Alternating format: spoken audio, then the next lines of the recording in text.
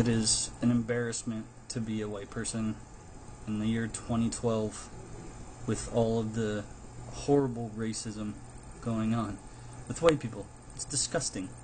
I can't even go on to any websites, chat sites, anything without some racist redneck idiot. And I mean, there's a lot of good hillbillies. There's a lot of good people, but they're just brainwashed into hating black people, and they swear the N-word about the president, and it just kills me inside that it's 2012, and there's still these ignorant white people.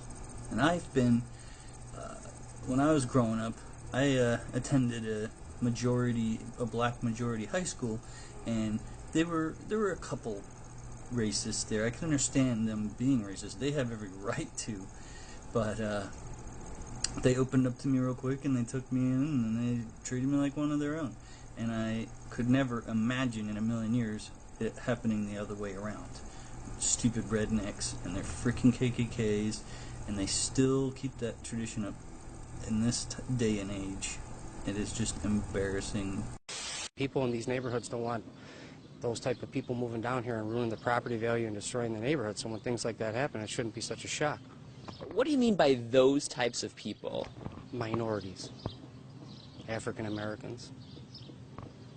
I guess what I'm getting at is that you're generalizing tremendously. These people might have just been here looking for a different way of life, a better way of life. Maybe people are afraid, look, after you let one family in, then more of them come in. Facebook, friends and family, this is Dana Stevens, and I want to take a few moments to respond to the phone calls, emails, and text messages I've received concerning the events and the event that's taking place in Milwaukee with the uproar and the violence. But first I want to really speak a word to white America in saying this. Come on, white America. What do you expect? I mean, really, what do we expect? All our black brothers and sisters have wanted was to be treated equally and valued equally under the Constitution. But we, as white America, have refused to grant them anything, even to listen to the cries of pain they are suffering under, and then to watch the videos of the blatant injustice killings of our black brothers and sisters. So if we refuse to listen to their plea, to their cries, and even to the videos, what language do you expect them to now speak to us to get our attention, to stop our oppression? It's called violence. And yet we as the oppressors still will not even take a moment to take a step back and say, what have we done? But yet judge the oppressed for acting in violence against us.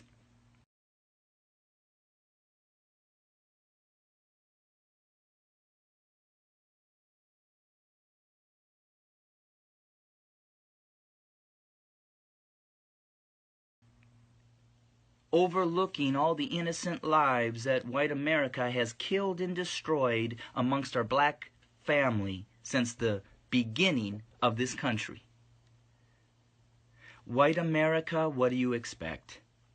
And as I stated in a video about a month or so ago, I want you to remember again, the blood that you are seeing in Milwaukee is on our hands, because maybe white America will not change until they walk in the shoes of being oppressed, because we're unwilling to listen to hear. We're only listening to defend. Now, to my black brothers and sisters, again, you are a chosen group of people, and God has promises for you.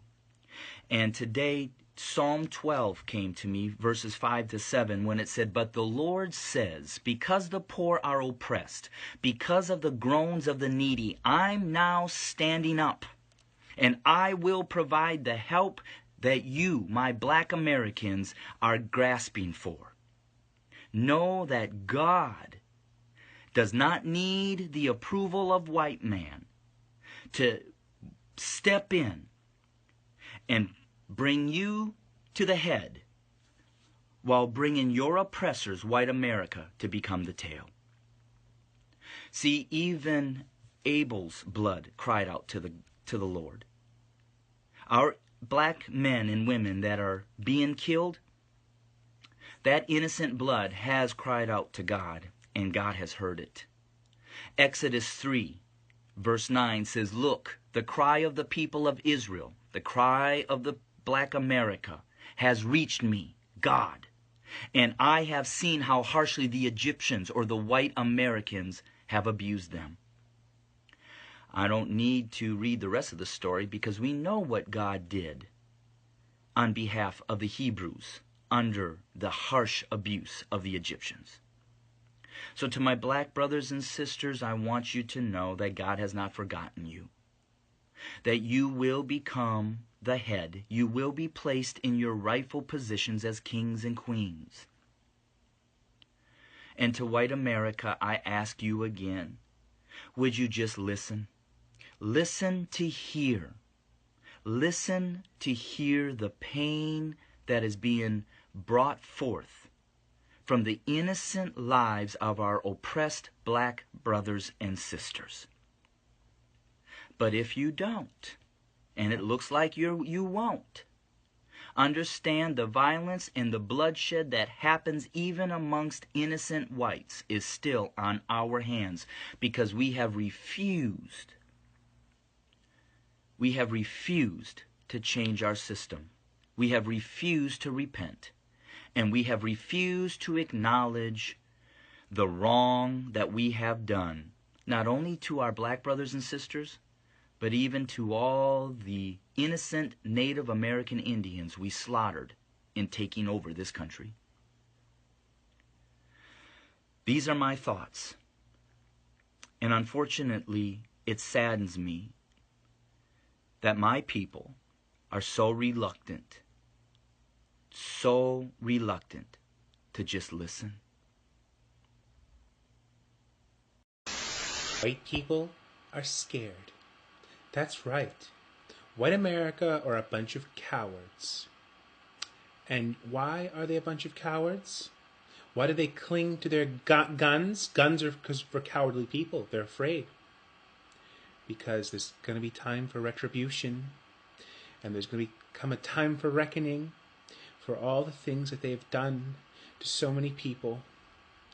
All the pain they've put the black community through, all the hell they put the Asian community through, how they oppress Indian Americans and Chinese Americans and East Indian Americans and the indigenous peoples and the Japanese peoples and all the other groups of people in the world. They live with their wealth and their greed. They live with all their money and all their comfort and all their power and position. But it's going to change. It's already changing, and the tides are turning. So they cling to their guns because they know they're not strong enough to fight against the black community and all the other people who are so much more stronger than all of them. And they're afraid because they know of how they treat people with inequality, how they have their supremacism. They believe they're better than everyone else.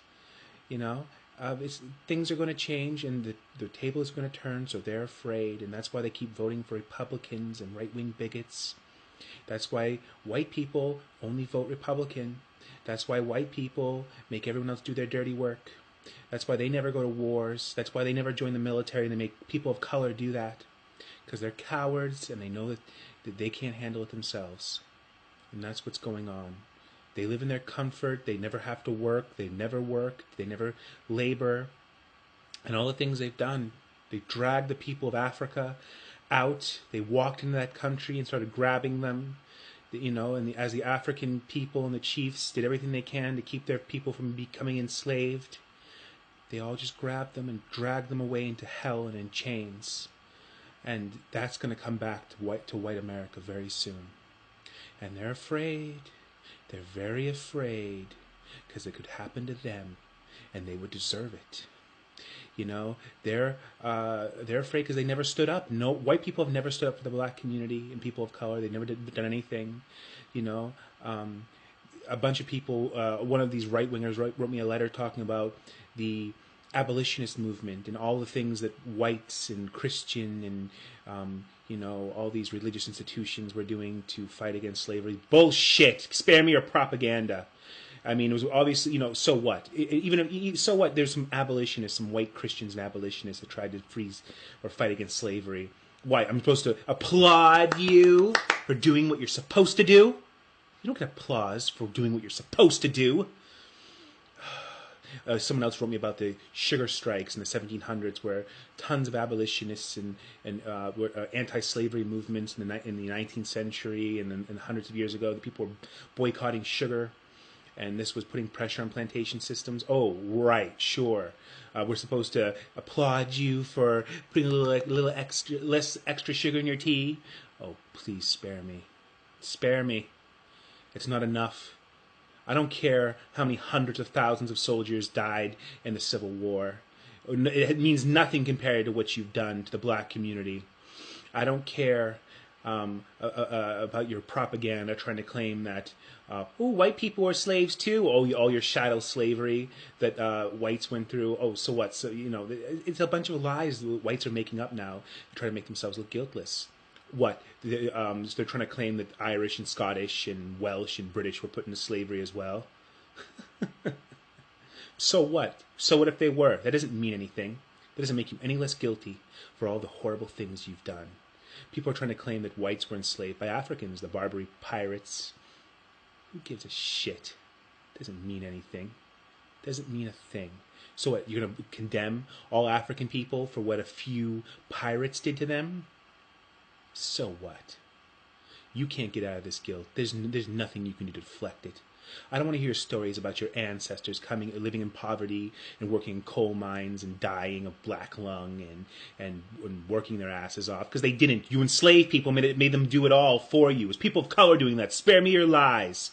I don't want to hear the lies about your ancestors in battlefields dying and bleeding. Oh, what? So you joined the military and so you could go out and oppress people with your colonial wars and oppression? We're supposed to start weeping for your filthy families? No, you people have pushed inequality. You have your supremacism beliefs, and you condemn and blame entire demographics of people for what for what a few criminals might do, and you condemn black people, and you've made their lives miserable, and we can't live with your inequality, and you're afraid because the time of reckoning is coming, and the clock is ticking. Tick tock, tick tock. Drink up, because you're all going to get what you have coming very soon. Very soon.